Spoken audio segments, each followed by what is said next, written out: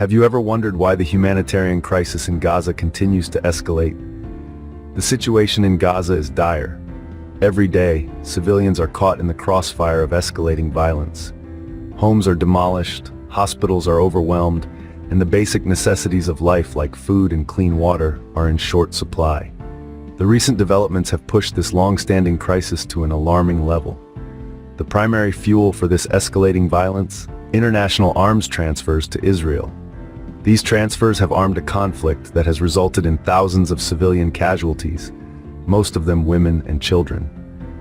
Recent deals have seen the Biden administration approve a staggering $14 billion military aid for Israel, including the delivery of 14,000 rounds of tank ammunition.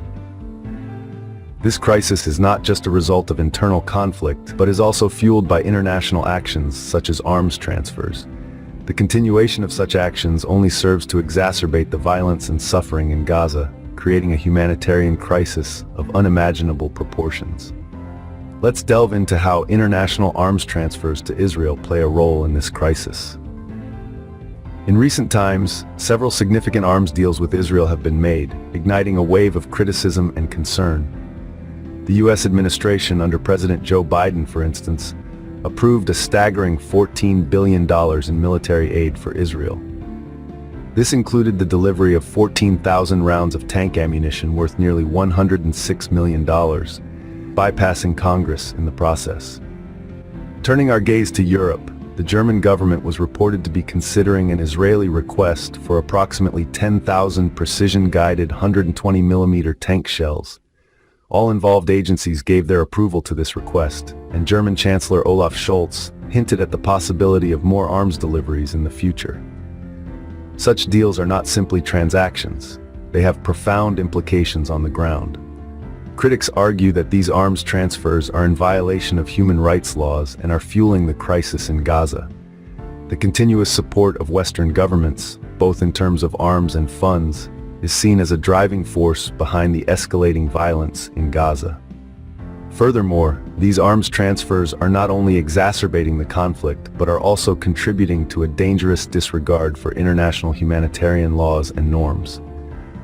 The death toll in Gaza, which includes thousands of civilians, is a grim testament to this reality. As we grapple with the intricate and complex nature of this crisis, we find that arms transfers are not just about providing military aid. They're about power, influence, and unfortunately, they often result in human cost. It's clear that international arms transfers are not only fueling the conflict, but also violating humanitarian and human rights laws. So, what can we do to stop this cycle of violence and human rights violations? You may be surprised to learn that numerous leading international humanitarian organizations like Oxfam, Save the Children, Amnesty International, and the American Friends Service Committee have a proposal. They've issued a joint call for all United Nations member states to put a halt to arms transfers to Israel. Why, you ask? They argue that these weapons can and have been used to commit violations of international humanitarian and human rights law. And let's not forget, each state has an obligation to prevent such atrocity crimes. These organizations are also demanding an immediate ceasefire. It's not just about stopping the immediate violence, but also promoting adherence to norms that protect civilians. But words are not enough. They are calling for action, for states to live up to their commitments. It's high time for the international community to step up and take responsibility. The international community must live up to its commitments to prevent atrocity crimes and promote adherence to norms that protect civilians. But the question remains, what can you, as an individual, do to make a difference? In the face of such seemingly insurmountable issues, it's easy to feel powerless. But the truth is, there are ways you can help. One of the most effective tools you have is your voice. Use it to raise awareness about the situation in Gaza and the role arms transfers play in the ongoing crisis. Share information on social media, start conversations with friends and family, inform those around you. If you're in a country that is supplying arms to Israel, contact your representatives, write to them, call them, demand that they take action to halt these arms transfers. It's their job to represent you, to listen to your concerns, and to act on them. You can also support organizations that are advocating for a halt to arms transfers to Israel.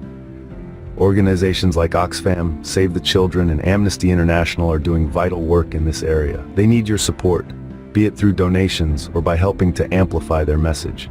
Remember, change often starts with one person deciding they've had enough and taking a stand. That person can be you. Remember, your voice matters.